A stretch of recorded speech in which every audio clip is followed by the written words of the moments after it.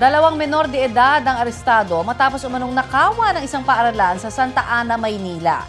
3 kasama nila ang nahuli rin. Ang tinarget daw ng dalawang menor de edad, mahigit 30 government-issued laptop. Balitang hatid ni Jomar Apresto.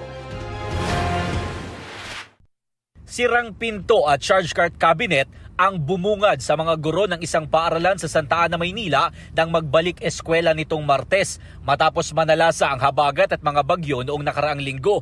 Nilooban kasi ang senior high school faculty room at natangay ang mga gadget sa loob nito. Sangkot umano ang dalawang binatilyo na edad 15 at 17. Ayon sa pulisya, natangay nila ang mahigit 30 laptop na inisyu ng DepEd na nagkakahalaga ng 1.2 million pesos. Sa maliit na butas na ito sa likod ng paaralan, sinasabing naglabas-masok ang dalawang sospek. Nahuli sa follow-up operation ang dalawang binatilyo kasama ang 3 pang lalaki. Ang 3 pang mga kasama ang umano'y nagsilbing ahente na nagbenta raw sa mga laptop sa halagang 1,000 hanggang 2,000 pesos bawat isa. 7 laptop na lang ang narecover ng mga pulis. Tinitignan ngayon ng mga otoridad ang anggulo na inside job dahil alam ng mga sospek kung anong kwarto ang papasukin nila. Posible po na naging estudyante sila doon sa school or may mga kaibigan po sila na estudyante doon at nakikita po yung mga laptop. Naghahanap pa po kami ng iba pang mga ebidensya para matuntun po namin kung saan naroon po yung ibang mga laptop. Aminado ang 3 sospek sa krimen at itinuro ang 2 menor de edad bilang mga mastermind umano. Ayun lang po yun, yung 2 minor yung pumasok dun. Ibang araw po yun, marami pong gumawa, hindi lang po kami. Iba po gumawa. Isang beses lang naman ako nagbenta, binigay lang.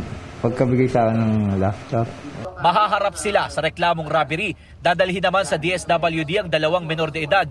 Sinusubukan pa namin hingan ng pahayag ang kanilang magulang. Sabi naman ng barangay, dati nang nilooban ng paaralan dahil walang gwardya na nagbabantay roon. Due to budget constraint po yata, hindi nila nagagawa. At sinabi po namin, limitado lang po kakayanan ng barangay sa pagbabantay po dyan sa eskwela na yan. In fact, nawala na po sila ng ilang gamit dyan, nawala po sila ng mga computer set at saka po aircon, saka yung mga gamit po sa eskwelahan pong ibang mga gamit pa po.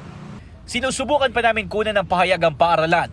Nagbabala naman ng MPD sa mga napagbentahan ng mga ninakaw na laptop na maaari silang makulong dahil sa paglabag sa anti-fencing law.